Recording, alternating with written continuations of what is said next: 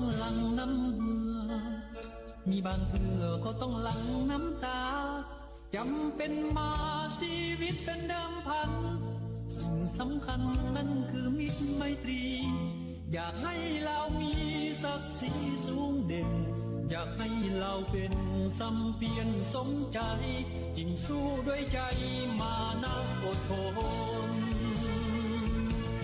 มีบางครั้งก็อาจพังไป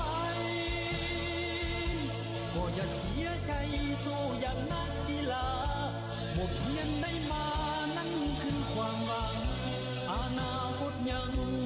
เมืองสดใสเข้มแข็งก้าวไปนักกีฬาลา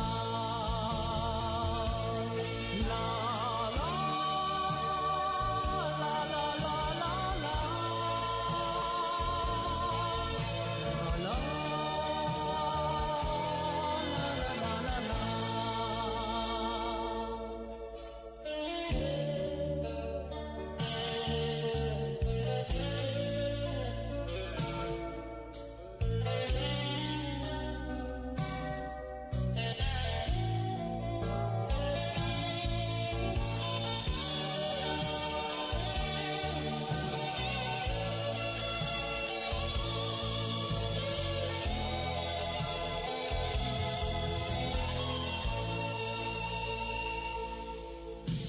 บางครั้งก็ต้องหลั่งน้ำเหงื่อ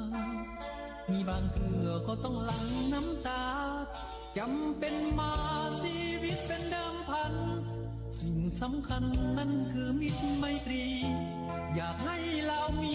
ศักดิ์ศรีสูงเด่นอยากให้เราเป็นสัมเพียรสมใจ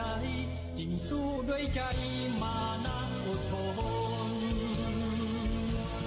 มีบางครั้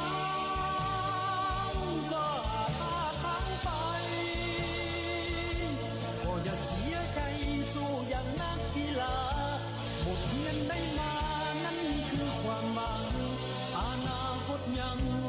เมืองสดใสเข้มแข็งก้าวไปนักกีฬาลา